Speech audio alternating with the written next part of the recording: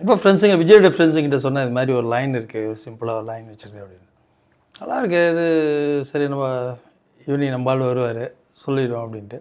அவங்க தான் ஃபஸ்ட்டு வந்துட்டு சொல்லி, நல்ல லைன் ரொம்ப நல்லா இருக்கு மச்சான், பண்ணால் டிஃப்ரெண்ட்டாக இருக்கும் அப்படின்னாப்புல.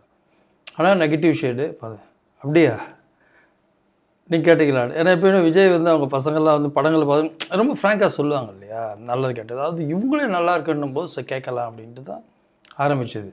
கதை சொல்லி முடித்த உடனே சும்மா ஒரு சிம்பிளாக ஒரு 5 நிமிஷம் கூட லைன் சொல்லியிருக்க மாட்டேன். லைன் தான் கேட்டார் சார். அப்புறம் என்னோடய இன்ஸ்டியூட்டில் மணியில் இந்த கதையில் ஷார்ட் ஃபிலிம் பண்ணி தான் அதை பார்த்துட்டு இருந்தார் அவர். நல்லாயிருக்கு அந்த படம், ஷார்ட் ஃபிலிம் ரொம்ப நல்லா பண்ணியிருந்தீங்க சார். அப்போ கோல்டு மெடல் பாலச்சந்தர் சார் தான் எனக்கு வந்து அப்போ கொடுத்தாங்க அவார்டு. அது அப்போது அந்த லைன் சொன்னால் ஃபஸ்ட்டு எங்கள் அப்பா கிட்ட ஒரு தடவை சொல்லிவிடு அப்படின்னாரு. ஃபாதர்கிட்ட சொன்னோன்னா விஜய்க்கு பிடிச்சிருந்தா அவருக்கு என்னன்னாக்கா வந்து ஒரு நெகட்டிவ் ஷேடு.